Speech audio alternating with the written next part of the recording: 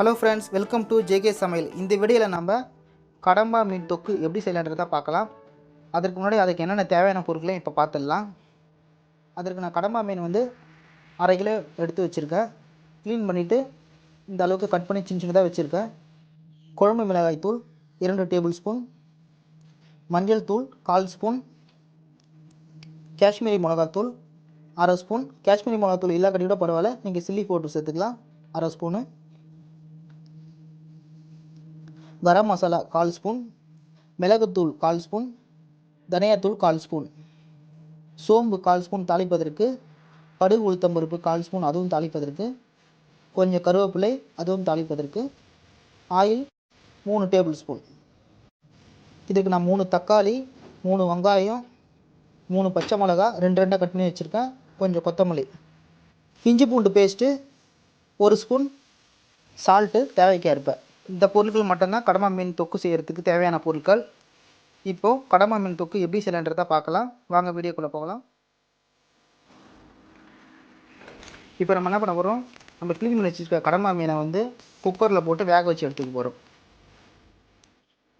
வேக வைக்கும் போது தண்ணி எதுவும் சேர்த்துக்காதீங்க, தண்ணி இல்லாமல் தான் வேக வைக்க போகிறோம். ஏன்னா இந்த கடம்பா மீன்லேயே வேகிற அளவுக்கு போதுமான அளவுக்கு தண்ணி இருக்கும். அதனால் நம்ம தண்ணி எதுவும் சேர்த்துக்க தேவையில்லை. அடுத்தது நம்ம இது கூட வந்து நம்ம எடுத்து வச்சுருக்க 1/4 ஸ்பூன் மஞ்சள் தூளை வந்து கொஞ்சமாக இதில் சேர்த்துக்கோங்க. மிச்சம் இருக்கிற மஞ்சள் தூளை வந்து நம்ம தொக்கு செய்யும்போது சேர்த்துக்கலாம். அடுத்தது கூடவே ஒரு 1/4 ஸ்பூன் சால்ட்டு சேர்த்துக்கலாம்.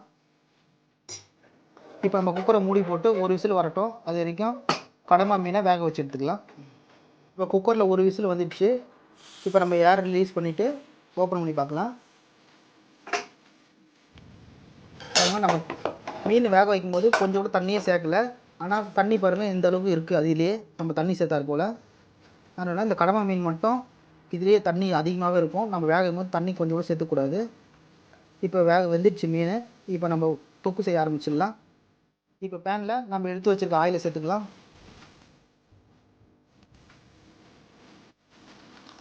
ஆயில் கொஞ்சம் சூடான பிறகு எடுத்து வச்சுருக்க 1/4 ஸ்பூன் கடுகு உளுத்தம் பருப்பு சேர்த்துக்கலாம். இப்போ கடுகு பொரிய ஆரம்பிக்குது.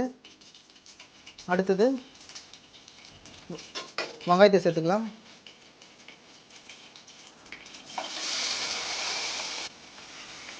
அது கூடவே நம்ம எடுத்து வச்சுருக்க சோம்பு அதையும் சேர்த்துக்கலாம். அடுத்தது நம்ம கட் பண்ணி வச்சுருக்க 3 பச்சை மிளகாவும் சேர்த்துக்கலாம். இப்போ வெங்காயம் கொஞ்சம் வதங்கிக்கிட்டோம். இப்போ வெங்காயம் வந்து இந்த அளவுக்கு வதக்கிட்டால் போதும். இப்போ நம்ம கட் பண்ணி வச்சுருக்க தக்காளியும் சேர்த்துடலாம்.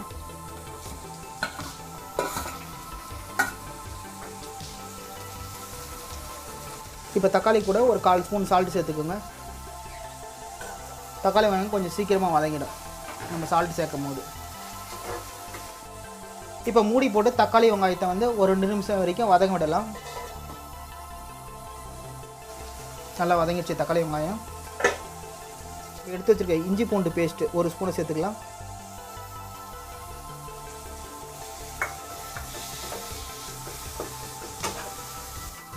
இப்போ நம்ம எடுத்து வச்சுருக்க தூளுங்களெல்லாம் சேர்த்துடலாம். குழம்பு மிளகாய் தூள் சேர்த்துக்கலாம்.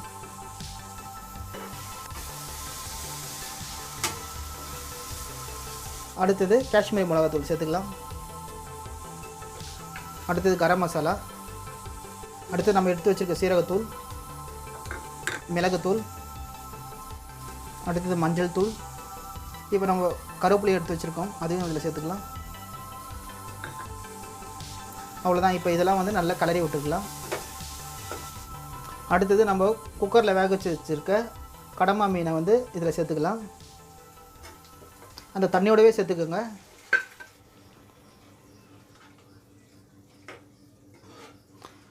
நம்ம தொக்கு செய்கிறதுனால வேறு எதுவுமே தண்ணி எதுவும் சேர்த்துறாதீங்க. இதிலே பாருங்கள் எந்த அளவுக்கு தண்ணி இருக்குது அதிகமாகவே.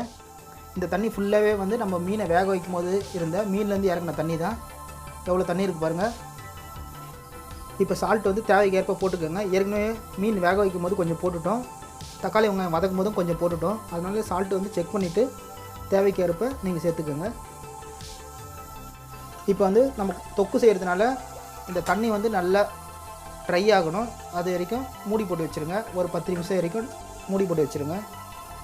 10 மினிட்ஸ் ஆயிடுச்சு. இப்போ மூடியை திறந்து பார்க்கலாம். பாருங்கள், மூடி திறக்கும் போது நல்லா கமன்னு வீடே மணக்கிற அளவுக்கு நல்ல அருமையான வாசனையில் நம்ம மீன் தொக்கு ரெடி ஆகிடுச்சு. இப்போ நம்ம ஃபைனலாக நறுக்கி வச்சுருக்க ஒரு கைப்பிடி அளவுக்கு கொத்தமல்லியை சேர்த்துடலாம். அவ்வளோதாங்க, இப்போ நம்மளோட இந்த கடம்பா மீன் தொக்கு ரெடி ஆகிடுச்சு. இந்த வீடியோ பிடிச்சிருந்தா இந்த வீடியோவை லைக் பண்ணுங்கள், ஷேர் பண்ணுங்கள். நம்ம ஜேகே சமையல் சேனலை இதுவரைக்கும் நீங்கள் சப்ஸ்கிரைப் பண்ணணும்னா மறக்காமல் சப்ஸ்கிரைப் பண்ணிக்கோங்க. மீண்டும் அடுத்த ஒரு வீடியோவில் சந்திப்போம். தேங்க்ஸ் ஃபார் வாட்சிங்.